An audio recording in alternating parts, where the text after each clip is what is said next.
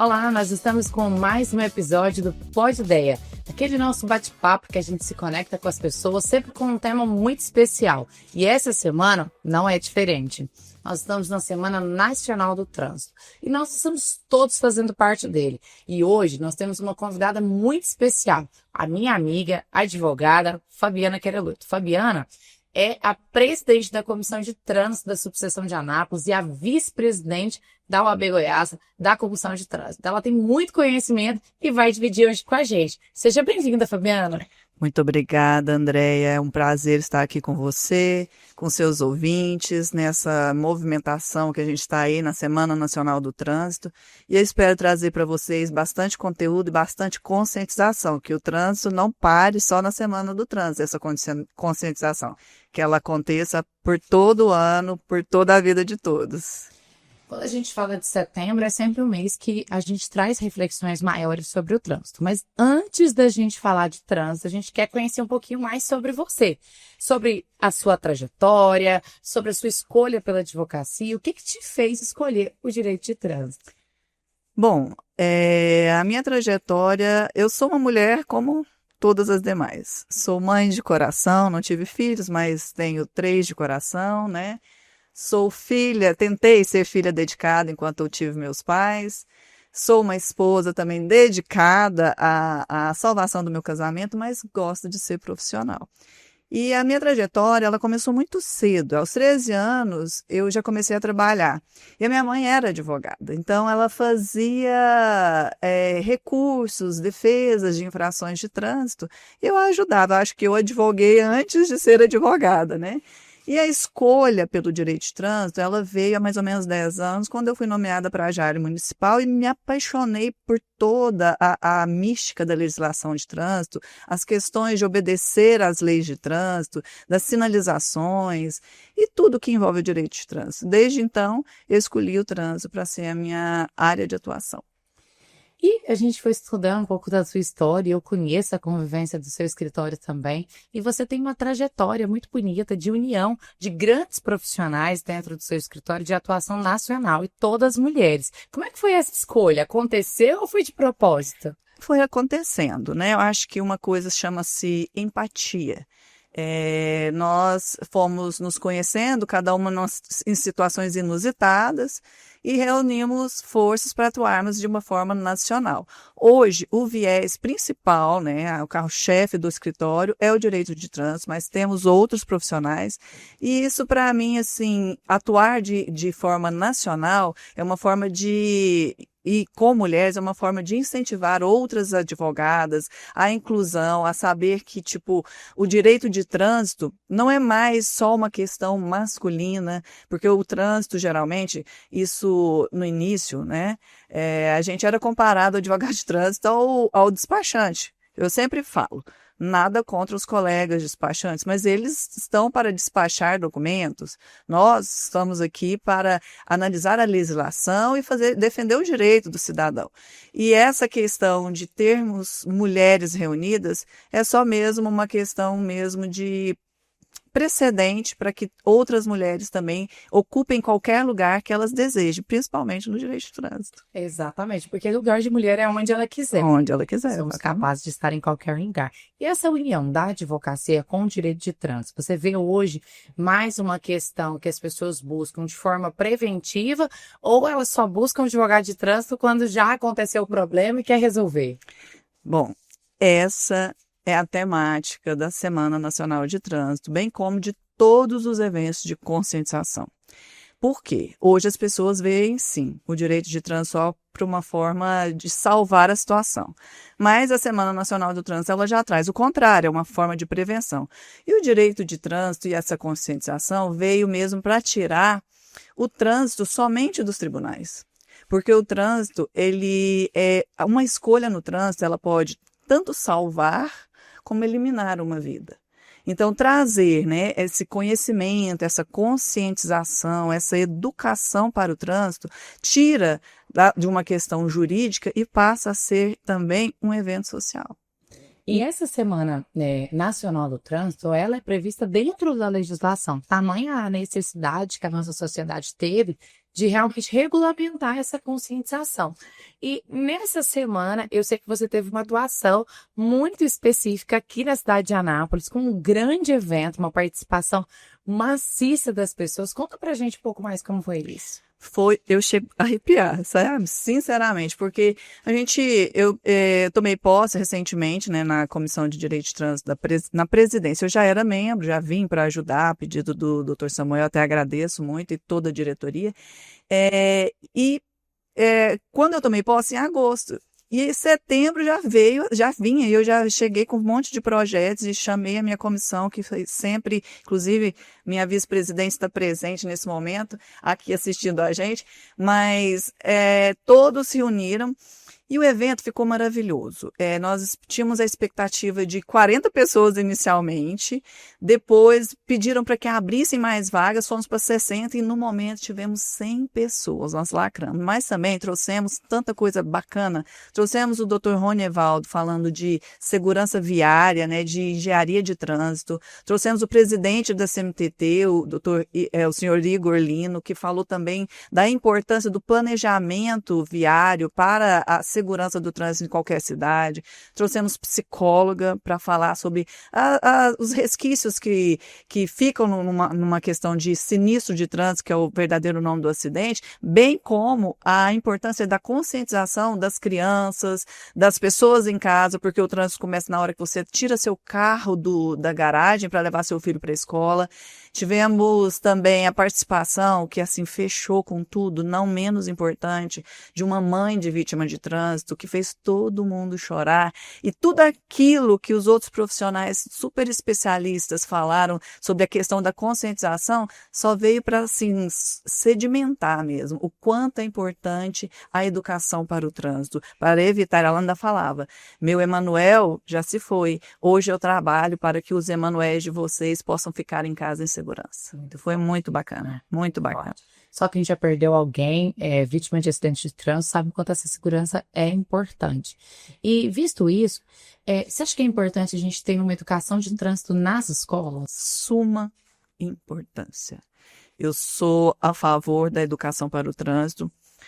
Eu até quero aproveitar essa minha gestão, né, essa minha estadia na presidência para fazer vários eventos nesse sentido de educação. E aí, fazendo um prévio estudo sobre isso, eu descobri que algumas escolas particulares já existem, em algumas escolas, a educação para o trânsito. É um projeto que está dentro das regras do CONTRAN, de tudo, porque toda a cidade já tem. Sei que a CMTT tem e desenvolve na medida do possível, mas teria que ser uma coisa para ser inserida na grade curricular. Tanto da escola, né, de ensino médio, ensino fundamental, quanto nas faculdades. O direito de trânsito deveria ser uma matéria estudada na faculdade também, no nível superior. Eu concordo com você contar isso, porque quando a gente fala sobre a vida em sociedade, que é o que a gente começa a se formar, a gente não está falando sobre essa matéria específica, a gente está falando de como conviver em sociedade. E se você não tiver essa educação, acaba que a gente tem tantas aberrações de pessoas que não conseguem suportar a pressão do trânsito e brigam, discutem, ou têm comportamentos que não são adequados, outros demais comportamentos. Então, isso é muito importante. Agora, vamos trazer para a nossa casa. Em Anápolis, no trânsito de Anápolis, quais são os pontos que você considera positivos e quais são os pontos que a gente precisa avançar? Nós já melhoramos muita coisa em questão de mobilidade e urbanismo, muita coisa. A infraestrutura tem sido melhorada assim, a nível acelerado. Porém, nós precisamos de uma conscientização de respeito aos pedestres, e uma conscientização dos condutores em relação a isso aí que você acabou de falar. Eu sempre tenho uma premissa que eu falo que aonde termina o meu limite, começa o do outro. Então, assim, as sinalizações estão aí, devem ser obedecidas. Placa de velocidade, tá aí. Você sabe que naquela via você pode andar até 40%, você anda até 40%. Então, voltando à questão da educação para o trânsito. Eu acho que existe o projeto, mas esse projeto precisa um pouquinho mais ser desenvolvido para trazer essa conscientização. Porque não adianta, porque sempre quando a gente vai estudar sobre as questões de acidentes de trânsito, porque o Brasil está em terceiro número de mortes de trânsito no mundo inteiro, a gente fala que quais são os fatores?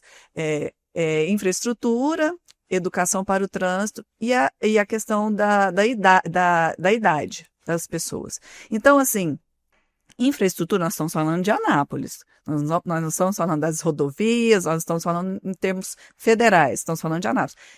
Eu vejo que tem se tentado melhorar a infraestrutura. Só que eu acho que a questão do trânsito, ela não pode estar vinculada somente ao órgão público.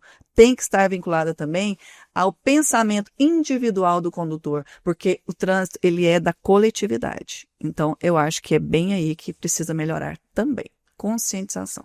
Acho que você tocou no assunto, um ponto que é o principal do trânsito. A gente precisa pensar em coletividade e não apenas do que é o melhor para uma pessoa só. Meu marido, você conhece bem, é uma pessoa muito crítica.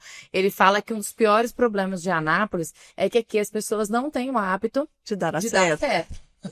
Tá vendo que é o problema de Anápolis, a falta de seta, porque eu nem tinha falado, ela já concordou comigo. Então, gente, anapolinos e anapolinas, vamos melhorar, focar na atenção ao trânsito e atenção à seta, porque a seta não é acessório, é item obrigatório em todos os carros. Exatamente. E você disse muito da coletividade, da mudança de comportamento. E nessa mudança de comportamento, o que pesa mais? Legislação, fiscalização ou conscientização? Essa é a tríade, né, do direito de trânsito. É muito engraçado falar sobre isso, porque nós fizemos um simpósio lá na UAB Goiás e levamos o Dr. Rony. Eu sou uma fã inveterada dele. Ele é maravilhoso. Maravilhoso e sabe demais. E eu sou, assim, uma pessoa que defende o conhecimento. Eu sou uma pessoa que acredita na vida com propósito e sou defensora da educação e do conhecimento. E ele falou, eu fiz essa pergunta exatamente para ele, doutor, qual dos três pilares o senhor acha mais importante? Ele falou, infelizmente, doutora Fabiana, não tem como caminharem sozinhos.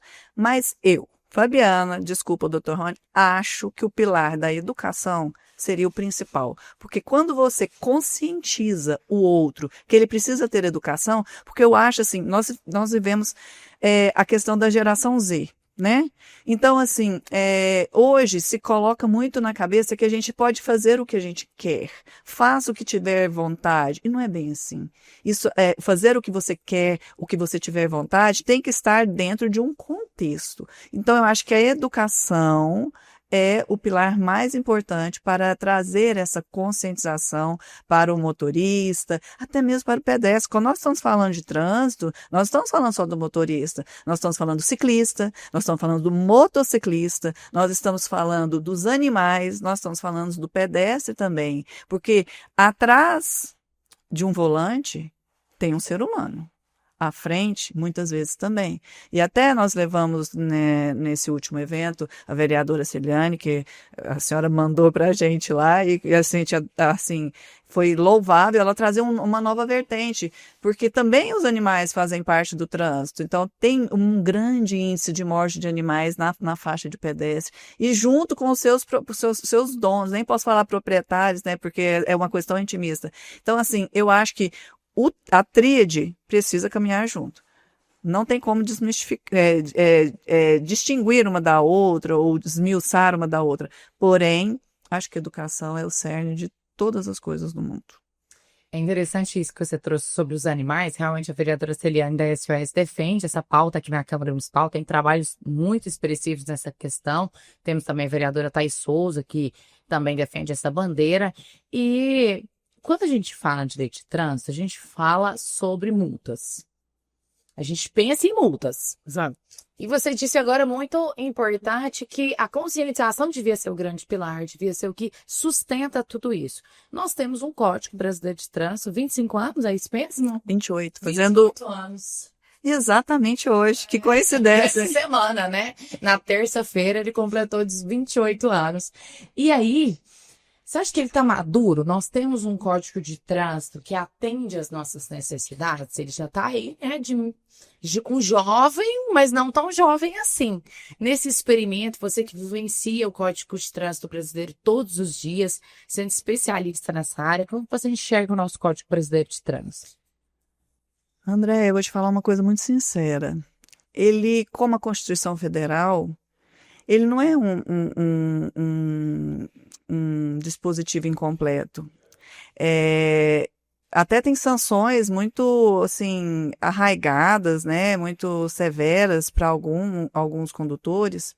Só que, assim, o Código de Trânsito trouxe até as questões a partir do 304, ali, dos crimes de trânsito. Só que a questão não é o código em si, é a aplicabilidade, como a Constituição Federal também. Você já viu um livro mais bonito que a Constituição? Se a gente fosse viver o mundo de acordo com a Constituição Federal, você acha que o mundo seria muito melhor? Mas o problema não é a questão das leis em si, e sim da aplicabilidade, de poder dar a cada ente a condição e autonomia para realizar essa aplicabilidade. Entende? E quando a gente está falando de um código que também prevê muitas multas, advertências e tudo, quais são as infrações mais comuns que poderiam ser evitadas se a gente tivesse mais conscientização e educação de trânsito? Falando das mais comuns que não deveriam, a gente fala das infrações de alcoolemia, que são as do 165 e 165A, que são as de negativa de bafômetro, né, do 165A, e a positiva, né, que a gente pode falar de bafômetro, que é a do 65. Essas são as mais recorrentes, porém, e são autossuspensivas, vulgarmente dizendo, que são infrações específicas que já levam a, se não for feito de uma abordagem for bem superior ao limite, que vai já para o 306, que é o artigo, que é o código, é o crime de trânsito, só para mera infração do 65, elas levam como consequência e sanção, além da multa alta de R$ 2.947, a suspensão da CNH.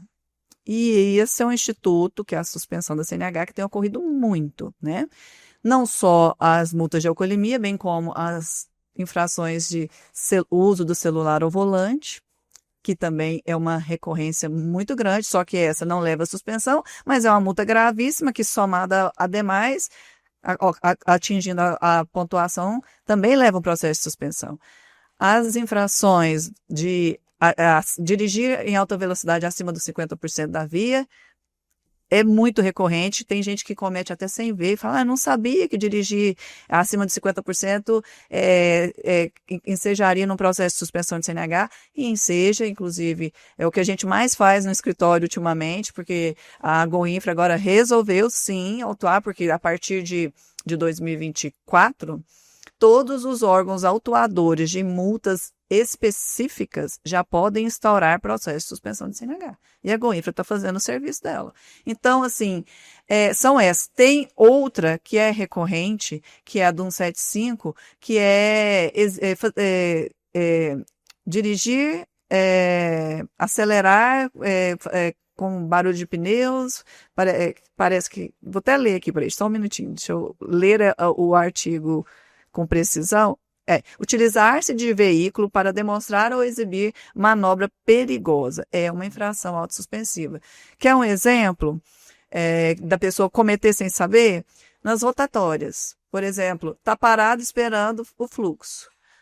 Abriu um espaço, ele acelera, cantou um pneu, passou perto de um agente, numa polícia militar que tem um convênio com o Estado, já vai ser autuado pelo 175 e vai, consequentemente, sofrer um processo de suspensão de CNH. Mas, já falo de antemão, todas as infrações são passíveis de anulação. Muitos agentes agem ali com a lavratura de forma inconsistente. E o auto inconsistente, ele é anulado. Bem como a instauração do processo de suspensão de CNH. Muitas das vezes, eles instauram o processo de suspensão de CNH sem ter finalizado o julgamento do auto de infração que deu causa a esse processo. Então, é a hora do advogado de trânsito atuar e salvar a vida do cliente. A gente compartilhou no nosso Instagram que a gente estaria com você aqui e que a gente falaria de trânsito. E eu acho que essa deve ser a pergunta que você mais ouve no seu escritório e na rua também. Deve ter muita consulta, né? Na mesa do restaurante e nesses lugares, porque esse tema é adepto. A gente não quer que a pessoa passe por isso e nem que ela tenha essa conduta. Mas se caso, foi o que o Adão perguntou, o amigo de um amigo, Sei. e tiver ingerido bebida alcoólica, for parado na Blitz e ele se recusar a fazer o bafômetro, o que pode ter de consequência para ele nesse sentido? A recusa de bafômetro já né, já tem um tempo. Antigamente falava-se que aquela premissa que, não, na verdade, esqueci o termo, de não produzir prova contra si mesmo. É um princípio. Prova contra si mesmo. É um princípio. Ninguém é obrigado a produzir prova contra si mesmo. Só que o STF já entendeu que ela é constitucional e essa questão de produzir prova alcança o direito penal, não o direito administrativo. Então, a mera negativa, ela já é uma infração de trânsito. Só que tem coisas que você pode fazer que podem te ajudar nessa questão.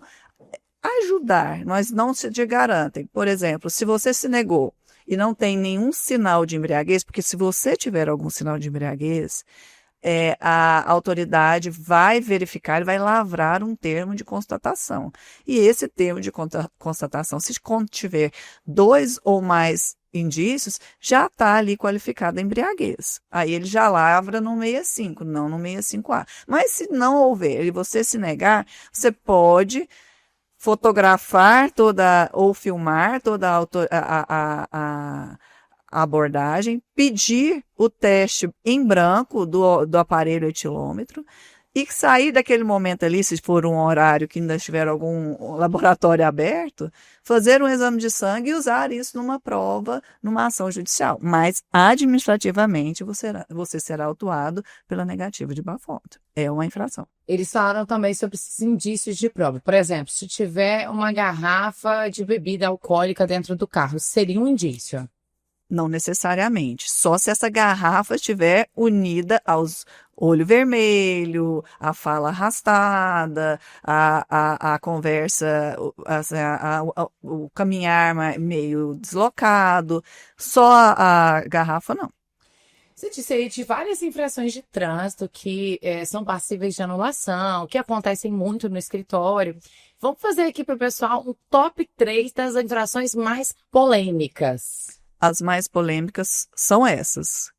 A negativa de bafômetro, essa da manobra da radical aí, e a infração do celular, do uso do celular, são as mais polêmicas. Só que, lembrando, acho que a gente até falou a respeito dessa situação, a gente está falando aqui das infrações, a gente está falando, muitas pessoas nos questionam assim, será que compensa? Fazer defesa, porque a multa é tanto, o recurso é tanto, aí cai naquela história. Quanto vale a sua CNH para você?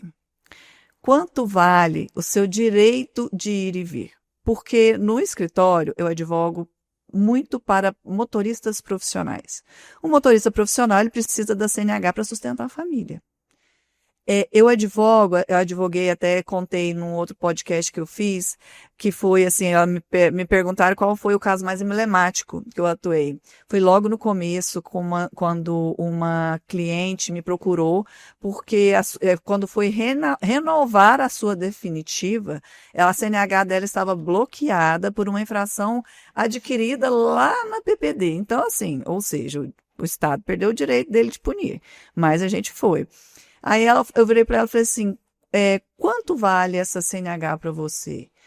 Ela mesma me falou, doutora, esse é meu direito de ir e vir, eu tenho 2 filhos autistas, eu preciso levá-los para o colégio, eu preciso levá-los para a psicóloga, eu preciso levá-los ao médico, preciso levá-los para qualquer lugar, e eu não tenho como fazer isso de Uber, não tenho como fazer isso de ônibus, meus filhos não param. Então, para mim, a CNH é vida e é meu direito de ir e vir. Então, quando me perguntam, a primeira resposta que eu falo, será que compensa? Eu falo, essa resposta é sua.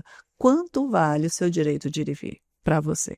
Olha só que isso é importante, envolve o direito de ir e vir da pessoa, o direito de trânsito, essa mobilidade. E quais as dicas práticas você deixaria para os nossos motoristas, ciclistas, pedestres? Dicas práticas mesmo, para melhorar o trânsito. Motoristas, respeitem a sinalização e a velocidade. Motociclistas, usem os equipamentos obrigatórios, capacete, por exemplo. Ciclistas, sinalize as intenções de virada, porque se o ciclista também não sinaliza, ele não tem uma seta. A pessoa que está atrás não vê, então ele está colocando a própria vida em risco. Pedestres, atravessem na faixa de trânsito e também tentem dar uma sinalizada, apesar que a obrigação é do motorista te enxergar, mas não custa nada você dar uma sinalizada, porque até ontem mesmo eu estava passando na BR-060, a caminho de casa, e tinha um caminhão imenso, um bitrem, atrás de mim. E tinha uma senhora com uma criança andando na lateral e ia passar naquela faixa elevada, né? E eu vi que ela não ia virar, mas o motorista do caminhão, ele ficou buzinando, querendo saber se ela ia passar, mas ela não iria. Mas isso, assim, é um costume meu. E também foi um respeito dele. Então, essa questão de também dar uma sinalizada é bom e coloca a vida mais em segurança. Nós estamos num momento muito que as pessoas gostam de fazer atividade ao ar livre. Para os ciclistas, essa semana eu também vi vários juntos, sem aquela luz refletiva, a roupa que pode, né, também ajudar nessa sinalização. Acho que isso é uma dica importante, porque muitos acidentes acontecem quando eles estão fazendo essas atividades, à noite principalmente, então vale a pena colocar. E agora vamos falar um pouquinho, você disse no começo do podcast que o direito de trânsito, né, ele inicialmente sempre foi muito masculino. Muito os despachantes que trabalhavam nessa área, depois muitos homens advogados, e você está num papel de muito destaque, que é à frente de duas comissões muito importantes, tanto a nível estadual quanto municipal, e com muitos projetos desenvolvidos nessa área. Como que você vê esse avanço do direito de trânsito e a importância dessa visão feminina para isso? Eu acho que o avanço do direito de trânsito, bem como o avanço das mulheres em todas as áreas, tem-se pela cautela que as mulheres têm em tudo que fazem. A mulher, ela traz uma visão de sensibilidade, uma visão social e um compromisso coletivo, porque mulher dá à luz. Então, essa visão de compromisso coletivo também é uma visão inclusiva. Então, acho que isso trouxe, tanto que você vê hoje, tem mais CEOs no mundo mulheres do que homens. Então, acho que a gente alcançou, não só no direito de trânsito, mas em todas as áreas, um patamar mais elevado, acho que até pela nossa função de gerir e gestacionar as coisas. Então, acho que eu vejo isso assim com uma suma importância e acredito que muito mais mulheres, através dos nossos exemplos, irão crescer em todas as suas áreas e irão trazer para todas as suas áreas essa visão essa visão social, essa visão coletiva, essa visão de sensibilidade técnica. Pergunta polêmica agora. E não quer dizer nem de feminismo nem de machismo. Agora a gente vai perguntar a prática do escritório da doutora Fabiano, que é uma referência de trânsito. Os seus clientes que cometem infrações são mais homens ou mulheres? Será que eu digo? 95% de homens. Ai, gente. Tem uma discussão que os homens dirigem melhor que as mulheres, a qual eu discordo totalmente. Eu acho que tem homens que dirigem bem e mulheres que dirigem bem, assim como há homens que dirigem mal e mulheres que dirigem mal. Mas a prática do escritório da doutora Fabiano está aí para mostrar isso para gente. Exatamente. E sabe quando acontece das mulheres cometerem? Olha, tamanha... quando o carro está em nome delas e o marido dirige. Você acredita? Tem muito problema aí desse Essa é uma pergunta muito boa. E que as pessoas que acompanharam a gente durante a semana me mandou qual que é o procedimento quando você tem um carro, a família toda usa, mais pessoas usam e chegam multas no nome da pessoa, mas não era ela que estava conduzindo o veículo. Tem como você fazer a indicação do principal condutor. Você faz pelo site do Senatran, ou você faz, para quem tem a CNH digital, pelo próprio aplicativo da CNH digital, colocando o CPF da pessoa, mas ela tem que aceitar, entendeu? Então, se a pessoa for uma pessoa que conduza mais aquele veículo, ela deve ser indicada como principal condutor. Se acontecer de não ser esse o caso, mas a pessoa pegou o veículo naquele dia, faça a indicação do real condutor no prazo de 30 dias a partir da notificação.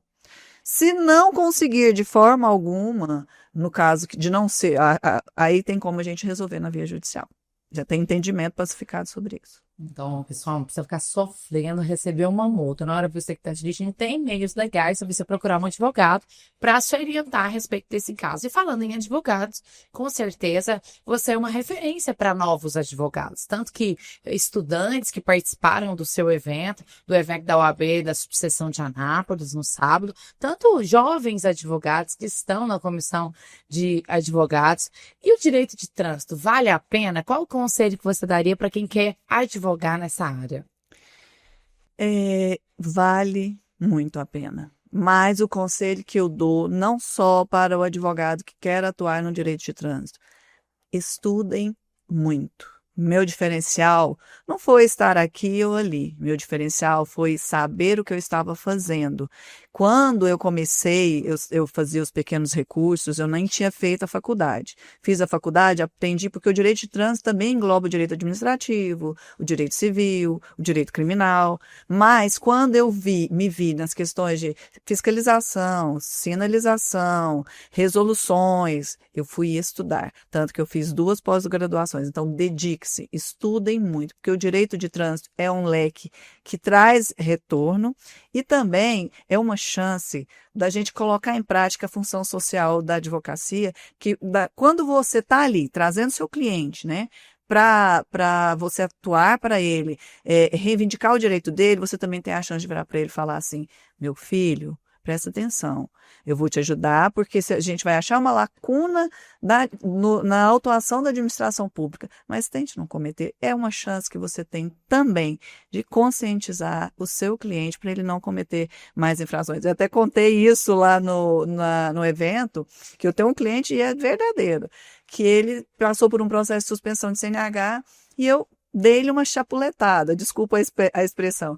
E falei: olha aqui, você é um infrator, quanto mais, você tem que parar com isso. Agora, eu consegui anular o processo dele, agora todos os anos ele me liga e fala: doutor, esse ano eu não fui notificado, mas valeu a pena, não é verdade? Valeu a pena, mudou a realidade Mudou a dele. realidade dele. Quando nós éramos jovens, o futuro falava que o futuro nós teríamos carros voadores, nós teríamos transporte público de qualidade, eficiente, e infelizmente não é isso que nós chegamos. Ao contrário, a gente vê uma frota cada vez maior de veículos e todo mundo sonha, em vez de andar de transporte público, ter o seu carro próprio. E isso, claro, se deve a uma série de questões, inclusive políticas públicas de valorização do transporte público. Mas qual, na sua opinião, você acha que é os maiores desafios para o trânsito do Brasil e, claro, de Anápolis? Integrar tecnologia, mobilidade sustentável e educação, acho, para o Brasil inteiro, não só Anápolis. O trânsito do futuro ele precisa ser humano e seguro, mas também moderno e inclusivo. Oh, muito bacana isso aí. É inclusivo. Se a gente não pensar na inclusão, se não for bom para todos, parece que agora a gente está começando a entender que não é bom para ninguém. Exatamente. E se você pudesse deixar um legado nessa área, como que você gostaria de ser lembrado? Eu quero ser lembrada na minha área como alguém que trabalhou muito para humanizar o trânsito, mas também que lutou muito para defender o direito daqueles que confiaram suas causas em mim. A mim. Eu acho que isso é uma das coisas mais importantes para nós, que somos advogados, essa confiança, honrar a confiança da pessoa que nos procurou para resolver um problema da vida dela, que na maioria das vezes é o maior problema que ela está enfrentando. Verdade. E agora, já encaminhando agora para o final do nosso podcast, a gente vai fazer um ping-pong. Ótimo. E que você, com respostas rápidas, às vezes uma palavra, uma frase. Qual que é uma inspiração na sua vida? Uma inspiração? Maria, mas não só uma. Maria, mãe de Jesus, pela resignação. Maria de Fátima, pela força e inteligência. E Maria Teresa, que era minha avó, pela simplicidade que ela disseminou tanta sabedoria. Ah, mas são três referências maravilhosas. Eu tive a oportunidade de conhecer sua mãe, Maria de Fátima, e ela era realmente uma mulher inspiradora, forte, resiliente, inteligentíssima, Muito. né? Ela encantava o lugar que ela estava e eu via a sua dedicação e seu amor por ela. Amém. Um livro que marcou a sua trajetória. Bom, sem querer ser piegas, né? É o livro que eu leio todos os dias. Sem dúvida, todos os autores que vieram falar sobre superação, que vieram falar sobre se colocar no lugar do próximo, sobre autoconhecimento, eles leram a Bíblia. Para mim, é o livro que mais me marca e que eu caminho com ele todos os dias. Tanto que é tão atual depois de tantos. Já percebeu? E quantas vezes você pode ler a Bíblia 10 vezes? E a mesma coisa, cada vez você vai ouvir de uma forma diferente. Com certeza. Qual que é um projeto, uma lei, uma campanha de trânsito que te emociona, que te marca? Sinceramente, é o Maio Amarelo. Deixa eu te explicar por quê. Por mais obrigatória e importante que seja a Semana Nacional de Trânsito, ela fica só numa semana. E também é um projeto somente nacional, né? O Maio Amarelo é um projeto global, é um projeto internacional que atinge todos os países que queiram participar. E o Maio Amarelo, ele, além de ficar o mês de maio todo em projetos de conscientização, que a gente também fez esse ano, graças a Deus, nas duas OABs, tanto Goiás quanto Anápolis, ele deixa o tema, que esse ano é Desacelere, Sua Vida Agradece, ele perpetua o ano inteiro. Então, para mim, o mais inspirador é o Maio Amarelo. O Maio Amarelo é incrível mesmo. Incrível. O que a palavra segurança significa para você? Prevenção de vida. E um sonho que você ainda tem para realizar? Um sonho que eu tenho para realizar, graças a Deus, meus sonhos estão nas mãos de Deus. Mas um sonho que eu gostaria que se realizasse é que o Brasil diminuísse o índice de acidentes com mortes no Brasil. E no mundo todo, mas a gente mora no Brasil, eu gostaria, esse é um sonho, porque eu atuo na área, eu vejo, vendo a Michele, que deu aquele depoimento, vendo todas as pessoas que eu advogo muito também no crime de trânsito, né, nesses sentidos. É muito triste ver uma esposa com o filho perdendo o marido e o pai, ver uma mãe perder o filho. Então, um sonho que eu tenho é ver o Brasil assim, ó, com índices baixíssimos de acidentes de trânsito, sinistros, né? Falando no lugar que a gente mora, o que Anápolis significa para você? Anápolis, por muito tempo, eu tinha algum receio daqui quando eu mudei para cá na juventude, não sei, mas hoje, para mim, Anápolis é a minha casa, foi onde eu construí a minha família e onde eu escolhi para trabalhar e prestar o meu serviço ao próximo. Ai, tá vendo? Quando a convidada é boa, o tempo passa rápido. A gente chegou ao fim do nosso podcast. Esse bate-papo tão enriquecedor, com tantas informações importantes para as pessoas, e a gente pôde compreender um pouco mais dos avanços de trânsito, das infrações e do trabalho também, seu como advogada do trânsito. A gente quer agradecer a sua disponibilidade, vir aqui dividir um pouquinho do seu tempo, do seu conhecimento. Agradecer a doutora Marielle que esteve aqui presente conosco, toda a nossa equipe de comunicação, todos que estão acompanhando o nosso podcast. Deem pra gente a sua opinião sobre ele, dê mais sugestões de temas pra gente. A gente quer cada vez mais falar direto com vocês. E, claro, queremos ouvir também as suas palavras finais. André, eu quero te agradecer mais uma vez por essa oportunidade de trazer, né, para a sociedade um pouco mais de conscientização. Nem é só falar sobre o meu serviço, sobre o meu trabalho, é sobre a importância da consciência no trânsito. Se juntos trabalharmos, nós podemos trazer uma maior fluidez para o trânsito. E muito obrigada a todos que estão me ouvindo. Espero que eu tenha conseguido plantar uma sementinha aí no coração de vocês, porque apesar de eu ganhar dinheiro com as suas infrações, eu não quero que vocês cometam infrações. E muito obrigada. E quem quiser te encontrar, deixe seu Instagram aqui para o pessoal poder seguir. É @FC Jurídico.